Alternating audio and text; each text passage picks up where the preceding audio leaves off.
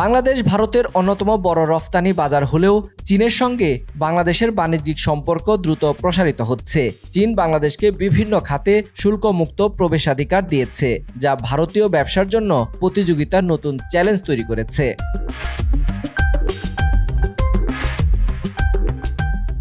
অন্যদিকে বাংলাদেশ চীনের কাছ থেকে সামরিক সরঞ্জাম কেনার পরিমাণ বাড়িয়েছে।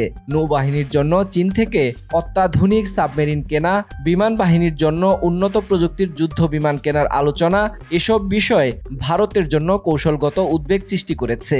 সম্প্রতি বাংলাদেশের 22 সদস্যের একটি প্রতিনিধি দল চীন সফর করেছে, যেখানে চীন কমিউনিস্ট পার্টির শীর্ষ নেতাদের সঙ্গে বৈঠক হয়েছে। এটি দুই দেশের সম্পর্ক আরও গভীর করার ইঙ্গিত দিচ্ছে।